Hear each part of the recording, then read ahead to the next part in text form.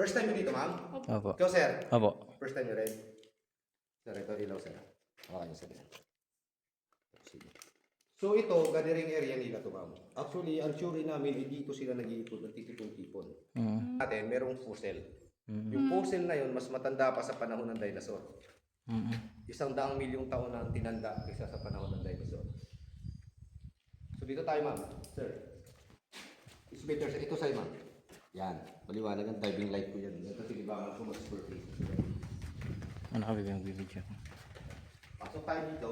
So, mararamdaman nyo, medyo malamig yung hangin. Oo. Parang natural air conditioning system siya ng kuweba. Kasi may open niya sa gitna. So, yung hangin, pag bumangga sa taas, sa gitna, baba. So, yan. Makikita nyo yan, mayroon kami itong ori ng paniki rito. So, yan na yung maximum na sukat ng mga paniki namin dito. Ito na yung ano. Yan na talaga sir yung sukat niya, Sukat niya. pinakamalaki. So, 7 uri yan sila. Ang dami na. So, dito tayo, mama. Watch your head, mama, sir. Ulo, sir. Sige po. Ano ko lang kasi, dito na rin kayo. Tapos, ito yung pangalawang chamber namin. Yung tawag namin dito, honeymoon chamber.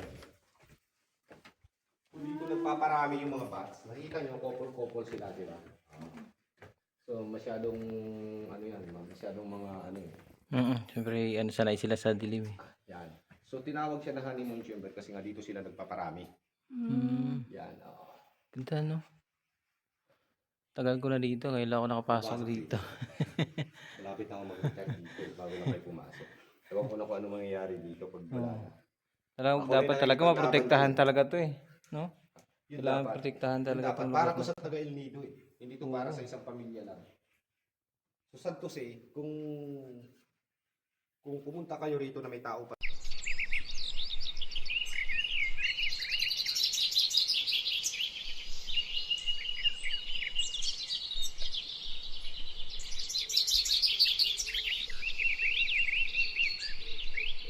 May punong konti, mama. Pero may technique dito, ma'am. Slide lang.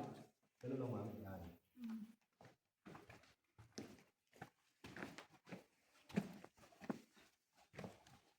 Naman, yung mga bats, pwede kayong mamayabang. Ikutin natin to. Parang worth it yung punta nyo. Kasi ako, dito rin talaga ako pinanganak. Sa Manila lang ako nag-aral. Oo. Ma'am, watch your head, ha? Ano po? Ito yung mga formation namin dito. So, ang tawag namin yan is stone flow. Para siyang bato na umagos. So, nabuo yan, milyong taon na nakakalipas. So, nakikita nyo, nag-glittering siya, di ba? Unang reason dyan, Tubig. gawa siya sa calcite. Pangalawa, kaya siya kumikintab, lack siya ng oxygen. Walang oxygen halos dito sa loob.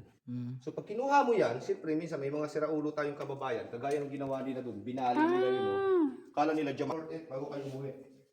Kasi actually yung tour ng mga kasama namin dito, diretso lang. Ayoko naman yung gano'n, ang bilis, di ba? Ito yung mga pinagkainan nila, ma'am. Lahat ng seashells na tinatapakan nyo, libong taon. So ang ganda ng picture ng ito. So hindi mababa tayo dyan, so tapos lumasa tayo sa kanya. So ito, ikita nyo maraming pinagkainan. Kasi, yan mga may chamber yan, mga nakita yung daan na yan. May maliliit na kwarto yun doon sa loob, so mahirap may access. Yan, makita kami yung pinagkainan. Napunta doon. Yung may maliliit na kwarto dyan, mga 3 kwarto ata. Tapos siya, may natural din siya na ilaw. Diba? Kita na yung ano sa taas. Oh. Dito tayo baba, ma'am. Baba tayo. Tuturo ko sa inyo fossil.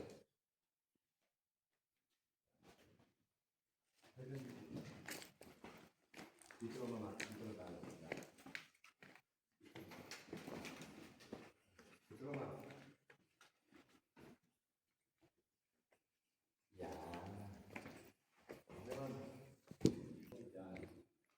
Tapos yan, ito meron din.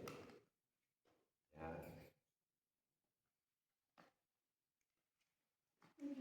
Ganda, no? Ang ginawa talaga nila. So yung fossil na to, sir, pinakamatanda yan sa buong Pilipinas. Mas matanda yan ng 100 taon, 100 milyong taon bago dumating yung dinosaur sa mundo. Ganda. Tapos ito, ma'am, may mga picture yan dito, ma'am. Dito. Yan, ma'am. Yan, nakita niyo mukha niya. Di ba? Nakahood yung para siyang ang haba ng ilong, tapos yung mata niya. Kuha mo na ba? Yan. Dito ka, baby. Yan, sir. Ang ganda yan, sir. Ayan, sir. Mukha makukuha kulay puti pa baba. Tapos yun yung mata niya. Di ba? Di ba? Ang ganda ng pagkagawa ng ano. Yan. Tapos dito, madaling araw. So mga ano yan, mga nocturnal. Sanay silang mag-handle ng pagkain sa gabi. So 7 uri yung ano namin dito, paniki. 5 uri ng insect bats. Oo. Kumakain sila ng insekto sa 2 uri ng Fruit bats. Kumakain ng ano, mga prutas. Mga prutas.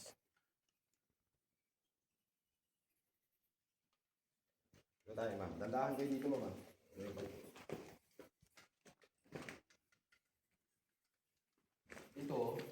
Ito naman, gawa to ng mga treasure hunters natin na kababayan. Bago pa namin na pag-aralan yung lugar, marami nang pumasok dito. Naghukay, naghanap daw ng kayamanan. Ako, ang tagal ko na nag-uhukay dito, wala ko nakita ng kayamanan. Buto ng tao, marami. Kasi nga, paano magkakaroon ng kayamanan dito? Yung unang panahon, wala namang gumagawa ng gold bar. Pangalawa, hindi ito umabot sa panahon ng Hapon. Walang mga Haponis na naligaw dito.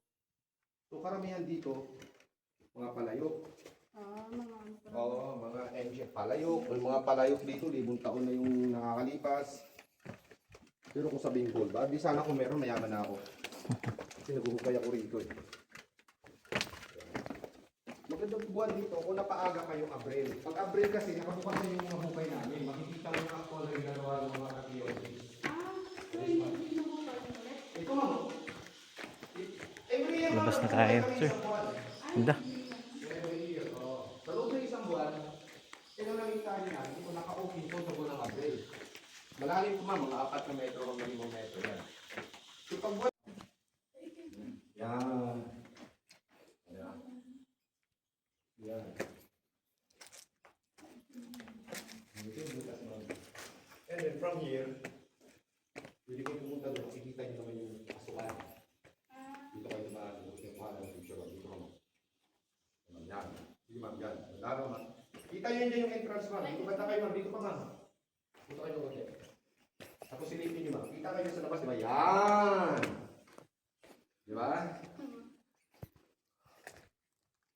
Ito sir, pinakamataas na part ng cave. Oo, ito yung pinakamatas. Yan.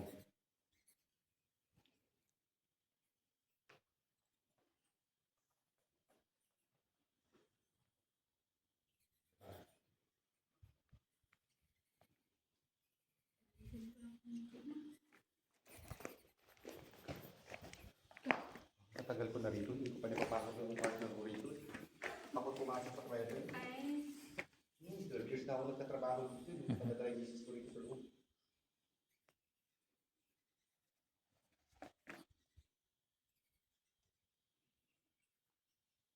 So yan ma'am, makikita nyo, pag kulay puti yung kisame, ibig sabihin, every wet season, may tubig siya na pumakatak. Pag totally black naman, ibig sabihin, tuyo siya sa buong taon. May ano pala siya. Kagaya niyan, yung picture nito, yan, di ba may dim? Ibig sabihin, kaya yung mga bats, dyan nila prefer, kasi tuyo yan sa buong isang taon. Tapos ito naman, kita puti yan, ito yan ay may tubig na dumadaloy. Sa mga yan, may tubig talaga. Oo, tubig yan ma'am. Kita mo nakaprong nga sila, nakala mo balat ng ahas eh, di ba? Pero tubig lang yan.